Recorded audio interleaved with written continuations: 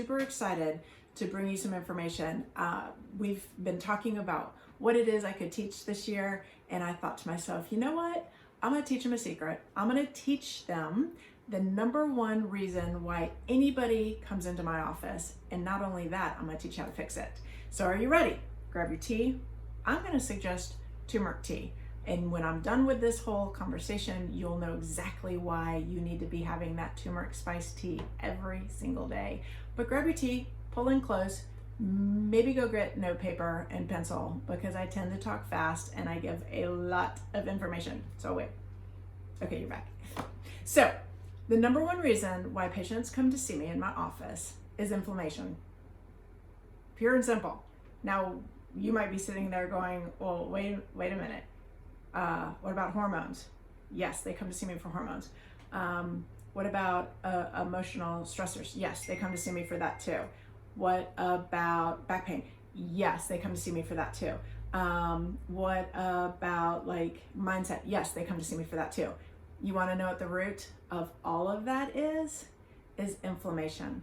And so we're going to kind of dive into that just a little bit, because when we look at the human body, what we know is that it reacts under the stress response. So I come across a stressor, and that stressor is anything that happens, good or bad, mechanical, that creates a reaction within my body. Alrighty? And so then that reaction pulls resources from known entities, because the brain's pretty smart, and it goes, whoo, we got this, whoo, we know this will fix it. And so it's just wash, rinse, and repeat all the time.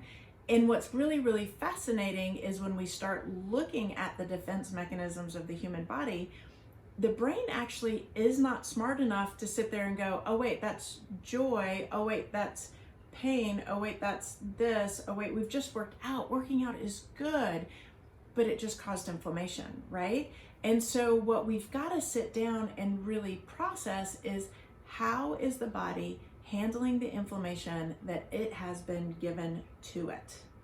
And so when we think about how the brain operates, when we think about emotional situations, and I love the emotional situations because we are learning so much about what makes people tick and why do they address different events so differently. Because if you ever wondered why, the same event could happen in a family, and one family member is like, this was the best, time of my life, and another family member is like, I hated my parents, they sucked, what's wrong with you? And like, so siblings even will have different views of growing up. And that's because of their personality styles, that's because of their perceptions, that's because of their belief systems. And now we're starting to learn that's because of the epigenetics of the grandparents, and we can actually adopt their emotional statuses as well. And so what we're starting to find out is that if you feel like you're in control of a situation versus you feel like a situation happened to you, you will actually have a different type of stress response. So if I feel like I'm in control of the situation, then my body will adapt, it'll learn, it'll make the changes, and I'll move on. But if my body feels like something just happened to me, I wasn't in control of that, then it stays in that resistance stage of trying to fix it, trying to work it out, trying to take control of it, and then it falls into exhaustion. And that's what so many people are in right now, is the exhausted state of stress. And so then we can start looking at things a little bit differently again with food. And I always tell patients that food has changed radically. There's some really incredible books if you like to read. Crazy Makers was one of the first ones that I read that talked about the psychiatric components of food colorings, food additives, food flavorings, which is an incredibly new job opportunity for many people, food chemists. How can I alter the appearance and taste of food? But what we find out is when they start changing it from how it was originally created with sun and soil and dirt, is that it actually alters how the brain perceives it, and it creates an inflammatory response, which can lead to emotional disturbances. Check out your 2-year-old. Start pulling back on some of those. I bet you they find they're not so crazy anymore, right? So now we're starting to also find out so much more about the hybridization that happened in the 80s of our wheat. And I always have to say wheat And now, then we go into the 2000s when we actually began to have the genetic modification of our corn, our soy, our wheat. And what we found is that as we are ingesting that food, it actually starts to cause some destruction of the esophagus, some destruction of the stomach, and the intestines. And so the body, again, reacts with a stress response, just as if we had bruised ourselves or burned ourselves. It reacts on the internal side with a stress response. And then we start to have these inflammatory markers to control and inhibit the inflammation process, right? So it's a process of survival that we are not really supposed to be having to kind of lean into on a very daily basis, several times a day, depending on what we're eating. And so one of the things that we start talking to our patients about is, let's pay attention to what is actually real in your diet and what you are eating that is just completely made in a lab, that really doesn't belong on your dinner table at all. And so then we can go a little bit further. How much insulin are we having in our diet? How much sugar processes are we allowing our children to have, allowing ourselves to have? And when we start looking at the research, the average sugar intake right now per day is almost more than we ate 100 years ago in a year's time. And so when we look at sugar and the increase in insulin and how it drives the steroid hormones, and it just depletes our reserve, then we see how we're creating inflammation constantly with that process as well. And then I started really, I love the hormones, have been teaching on that for decades. And I was really diving deep into estrogen and what is estrogen, what is progesterone, what are all the little family players in our hormones. And what I realized was, originally, estrogen is a hormone of shock and stress. It is increased and it is released in the body as part of the stress response. And so when we're, again, constantly having food stressors, constantly having emotional stressors, constantly having physical stressors, we see that this inflammation is just always prevalent throughout our day, which increases our estrogen. And when that estrogen starts to rise, we become what we call estrogen dominant, and there's no longer a good balance between our estrogen and progesterone, and we actually see tremendous amount of health issues occurring just from that. So a lot of times when patients come to me and they're like, hey, I'm having hot flashes, or my hormones, or I can't get pregnant, or I can't, I'm bleeding too much, I'm not bleeding enough, whatever that is, one of the first things I say we have to get under control is the diet. We have to get under control the inflammation. We have to get under control the insulin, because many of our hormone receptor sites are in our gut. So now, let's see, we've talked about emotions, we've kind of talked about nutrition, and now let's talk about the environment. Oh, there's like so many things. We have 5G that many people are worried about. We have environmental toxins that are kind of prevalent with cities and trucks and cars and animals. I mean, there's like so much environment bombardment that is occurring to our systems, far more than what we had just even really 20, 30 years ago. And so we have things in our home now because we have free breeze, we have dryer sheets, we have I call them stinky sticks, whatever those little pegs are that everybody has in their home. But we're seeing that these environmental pollutants are actually a very leading cause of asthma, breathing disorders. Dryer sheets are a leading cause of estrogen-based cancers. We're seeing so much toxicity within our home, which is supposed to be a place of recovery. Our system's not even getting a break there. So taking a good hard look at your cleaning supplies, your makeup, your lotions, your suntan lotions, that's another huge one. What if you have some influence, what's being used in your office place? What are you cleaning your car with? I had a crazy story with a patient who was literally going insane, had been put in the psych ward for a 48-hour watch, was having these really dramatic mood swings, and they came out of nowhere. And so he started to work with me because he's like, this isn't normal. This isn't me. I'm scared. Like, I need help. And so we start on the path, right? Nutrition, environment, structure, and emotions. And he was actually really doing really well emotionally. That was kind of my first thing, like, something's going on there, but it really wasn't. And then he was CrossFit, so he'd already been doing paleo, so it wasn't nutrition. He'd been getting adjusted a good decade before he had saw me. And then, so that left the environment, but we couldn't figure out what it was. And so it got to the point where it decreased. And then I said, I don't care when it happens, I want you to call me. And he's like, okay. And he had my cell phone number. I'm like, you call me the moment you feel it. Because he said, I can feel it coming on. And so he's driving down the interstate and he calls my cell phone and he says, Doc Jess, I got my head out of my car window like a dog because when I breathe the air, I'm fine. But if I sit in my car, I'm gonna go crazy. And I'm like, what happened to your car? He's like, I don't know. I'm like, did you just get your car detailed? And he goes, yes. When I drive up for meetings, corporate meetings, as a thank you, the corporation details our car. What? This man, we went back and traced every one of his hospitalizations, and it happened within 24 hours of his car being detailed. Is that not the craziest story? So now he's great. He actually found a solution for what was making him a little bit bonkers. And it was so exciting to him to be able to have an answer, but then at the same time, it was such a ridiculous answer. He didn't necessarily understand how something environmental could affect his brain so very, very quickly. And those are the things that, you know, upon reflection and discussion with him, we see that there was a lot of other things that he had already dealt with, but this just kind of flared kind of some old patterns and some old memories with him. So he had a little bit of a twofold process that he had to go fix.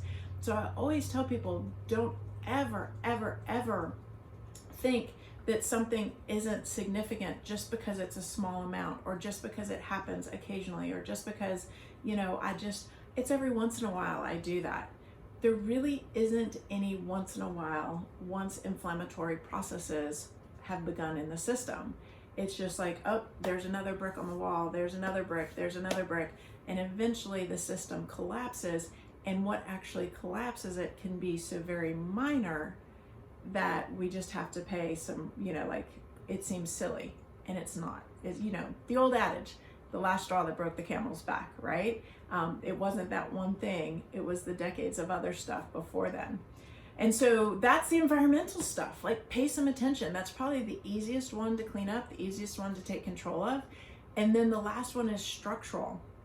And right now what I see so many people doing is they're being so hard on their bodies with working out and CrossFit and gym, and must go and battle. And what we're seeing is, again, that causes tissue tear down, that causes inflammatory responses at a much greater rate than some are actually able to handle and regenerate.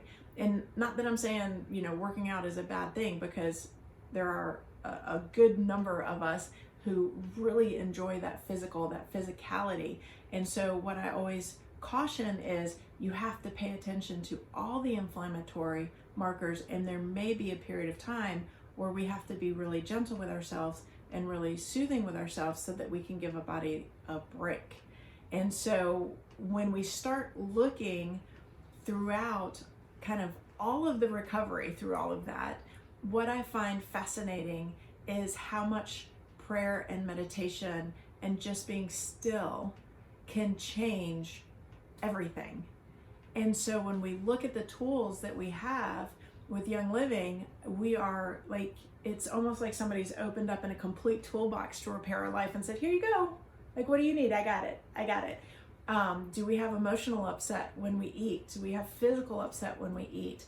You've got the Aroma Ease and Digest. Those are amazing products.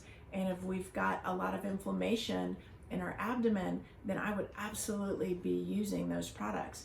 We have the turmeric tea. Love the turmeric tea. We have Powergize. We have MindWise.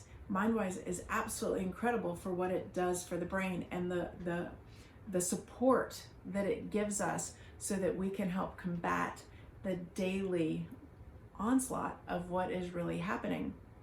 And then the real big key that we are seeing just again and again and again is taking charge of our mental processes, seeing where they go randomly by themselves, right? And then taking control of that.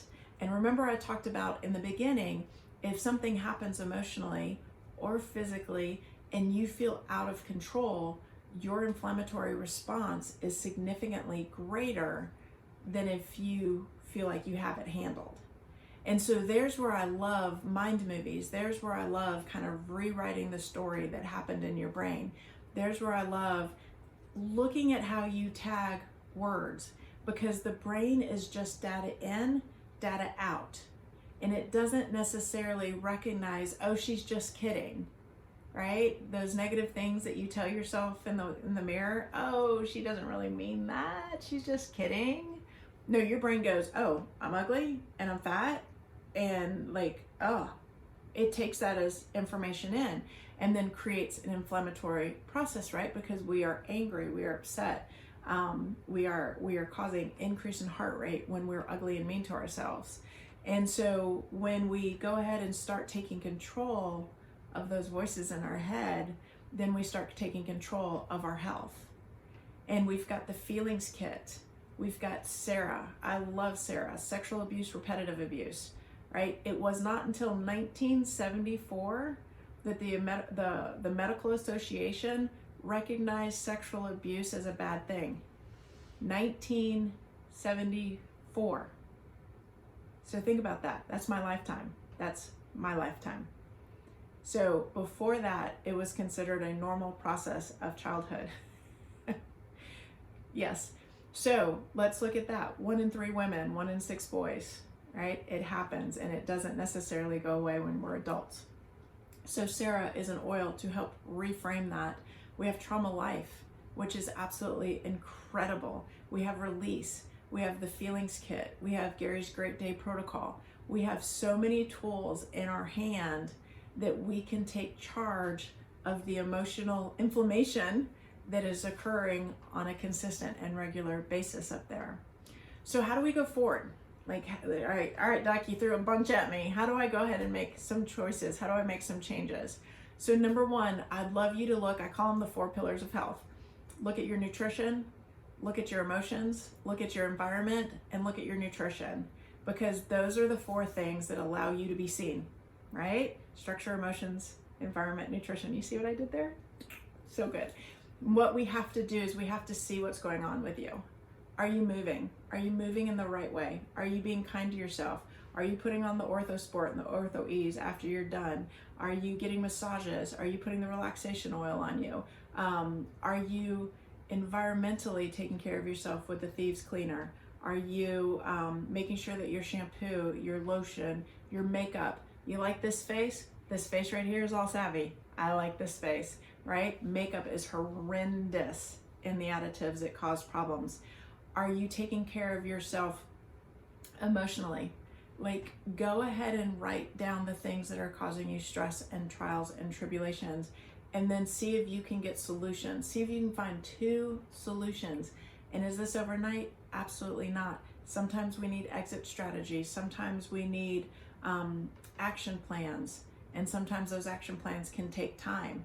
But if it takes you 6 months, 8 months, 9 months, a year to rewire your brain, and from that point on, you have a launching pad for success, then that is a year well spent. Absolutely. Know your Enneagram. Take the Enneagram test. Know how you operate. I love the colors. Know who you are. Know who you're married to. Know who your children are. And understand how that all works together. Is probably the number 1 thing I did with 4 children, husband, dogs, cats. Like, we joked, we even knew the dog's color. So just learn about your family and know how you operate. Create solutions to your problems. Don't just say, oh, it'll get better. It doesn't ever get better. You have to take charge of it to get better. And then the last one is nutrition. Start eliminating the GMO foods. If you just start there, the corn, the soy, the rice, or not the rice, the wheat, corn, soy, and wheat, If you just start with that, then you're doing huge, huge changes. A lot of times people ask me, can I do the einkorn wheat? And many, many times, yes, you can, right? You just have to get rid of all of it for a little period of time. I usually say 30 days, and then you can try it back and see how it does. So the key with all of this is just be okay to make some changes. I tell all of my patients the only consistent thing in life is change. And so if you get ready to go with the flow, if you use the oils that help you do this, motivation, my favorite, common sense. I can't tell you how many times I use common sense when I have to make a good decision and make changes for my family. I'm like, we're putting it down on the table and everybody's going to apply because we're going to talk about something new today. Acceptance is amazing when we have to go into a new direction. And I want you to be able to use these tools. And I do not want just a drop of oil a day. I want you to bless yourself with these oils. If you cannot smell yourself coming and going, then you probably haven't used enough. You have 1 trillion cells. If you're asking your body to make a change and you're using these incredible tools to do it, you're going to have to put on more than a drop and you will be okay. I promise you, you will survive. Like 2 drops are masterful. 20 drops, you'll have some life-changing events occur for you. So I hope this has been helpful for you. I hope you've learned some new things. I hope you have some new direction in what we need to really tackle when it comes to your healthcare. And above all, I want you to know that you are worth it. You are worth the time it takes. You are worth the energy it takes. And if you need any help, I'm right here for you. Talk to you all soon. Bye-bye.